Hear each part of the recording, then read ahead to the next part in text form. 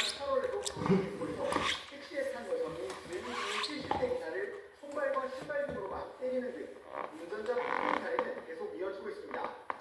실정범죄 가중처벌법상 운전자 폭행은 5년 이하 징역이나 2천만 원 이하 벌금에 처할 수 있습니다. 2년 이하 징역이나 500만 원 이하 벌금인 일반 폭행죄보다 형량이 2배 이상 무겁습니다. 게다가 운전자가 다쳐 상해가 인정될 경우 벌금형 없이 3년 이상의 징역으로 엄하게 처벌하도록 규정되어 있습니다. 하지만 이런 무거운 처벌 규정에도 불구하고 운전자 폭행 사건은 끊이지 않는데 지난 2022년부터 지난해까지 매년 3,000명 넘게 이 같은 혐의로 검거됐습니다. 운전자 폭행이 이렇게 빈번한 이유로는 솜방망이 처벌이 꼽힙니다. 최근 3년 동안 법원에서 운전자 폭행 혐의로 1심 선고가 내려진 피고인 가운데 실형이 선고된 비율은 20% 정도에 불과합니다. 징역형 집행유예가 40%를 넘고 30% 정도는 벌금형이 선고됐습니다. 법에는 강력한 처벌하도록 정해져 있는데 실제 처벌 자체가 약합니다. 법원에서 강력한 처벌을 해야지 행위자들도 경각심을 가지고 건전할 것으로 보입니다. 운전자 폭행은 일반 폭행과는 달리 교통사고로 이어져 더 큰 피해가 발생할 수 있는 만큼 엄정한 대응이 필요하다는 지적입니다.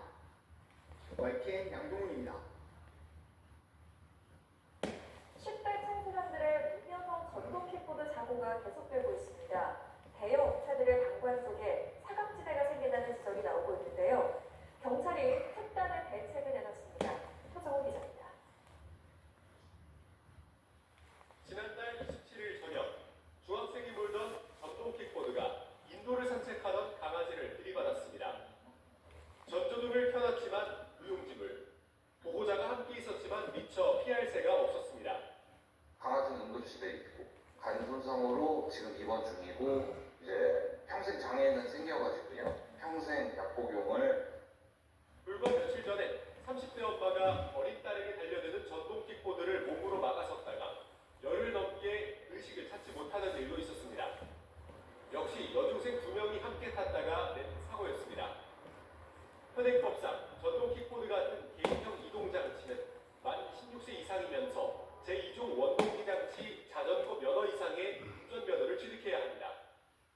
하지만 지난 4년 동안 면허 없이 개인형 이동장치를 몰다 단속된 경우는 2021년 7천여 건에서 지난해 3만 5천여 건으로 급증했습니다. 이 가운데 절반 정도는 10대 이하였습니다. 이런 배경엔 전동킥보드 대여 업체들의 부실 관리가 있다는 지적이 나옵니다. 면허가 없는 10대들도 부모 신분증으로 쉽게 회원가입을 할 수 있는 데다 운전면허 확인 절차가 있더라도 나중에 인증하겠다는 버튼만 누르면 탑승할 수 있습니다. 시험 자체가 이 독소조항 정도가 아니라 낙법 상태라는 거예요. 이 인증을 안 하게 되면 어떤 벌칙 조항이라든지 또 사업 모델에 대한 어떤 이 인식이라든지 또 이런 것들도 좀 필요한 시점. 운전 자격을 확인하지 않고 대여하는 경우 업체를 처벌하도록 하는 등의 법안이 국회에 발의돼 있지만 아직 제대로 논의되지 않고 있습니다.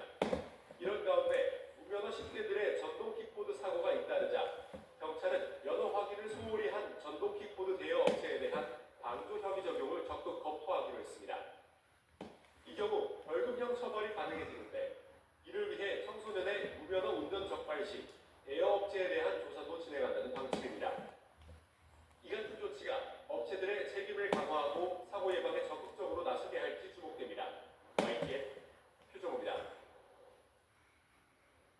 오늘 출근길은 올가을 들어 가장 춥겠습니다. 현재 서울을 포함한 중부 곳곳과 전북, 영남 서부 지역에 한파주의보가 발령 중입니다. 현재 파주와 철원, 제천 등 중부 내륙 지역은 영하 3도 안팎까지 떨어져 있고요. 서울도 은평구는 영하 2.8도를 기록하고 있습니다. 그 밖에 남부지방의 기온을 봐도 대전이 0.8도, 대구 4.1도, 부산은 6.1도에 그쳐 있는데요. 한낮 기온도 서울이 13도에 그치겠고 대구와 광주 15도에 머물겠습니다. 낮에도 예년 기온을 3도가량 밑돌아서 살살하겠습니다. 오늘 전국이 대체로 맑겠습니다. 다만 오전에 경북 남부 동해안에는 5mm 정도의 비가 오겠고요. 그 밖에 동해안과 남해안 지역에는 빗방울이 떨어지는 곳이 있겠습니다.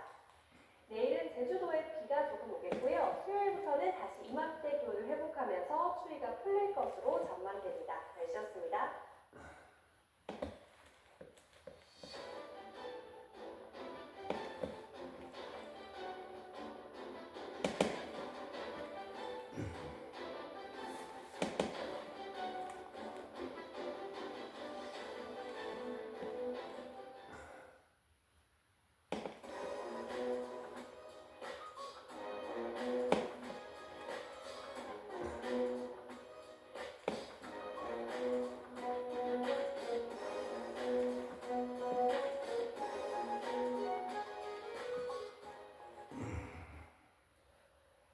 어제 낮부터 찬바람이 강해지면서 갑자기 날씨가 추워졌습니다.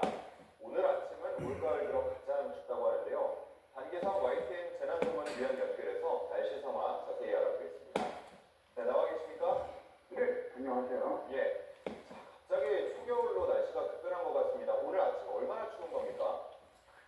현재 경기북, 경동부, 강원 서부, 충남 동부, 충북, 그다음에 전북 동부, 경남 서부와 경북 북부 지역으로는 대체로 많은 지역이 영하권으로 떨어졌고요. 오늘 아침 최저 기온은 전국의 서천봉이 영하 8.4도를 기록했습니다. 그 6시 전 서울의 0.7도, 춘천 영하 2.5도, 대전이 영하 3도, 대전이 영상 0.8도를 기록하고 있는데요. 서울에서 기온이 가장 낮은 곳은 은평구로 영하 2.7도, 노원구가 영하 2.1도를 보이고 있습니다. 여기서 지금 바람이 불고 있기 때문에 최강 기온은 더 낮은데요. 서울 같은 경우는 현재 최강 기온이 영하 1도로 영하권의 추이를 보이고 있습니다. 예. 자, 뭐 체감으로 따지면은 영하권을 기록하는 곳들도 꽤 있을 것 같은데, 찬바람까지 불고 있는 상황입니다. 현재 한파특보 상황은 어떻습니까? 일단 오늘 한파주의보가 발령됐죠. 전국적으로 많은 지역에.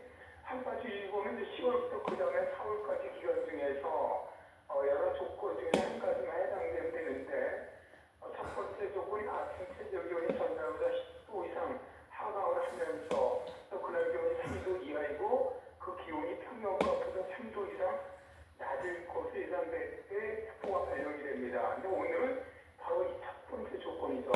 두 번째나 세 번째 조건은 아니고요. 오늘은 바로 이 조건으로 발령이 됐는데 현재 서울 지역으로 올가을 들어 처음으로 한파주의보가 발령되었고요.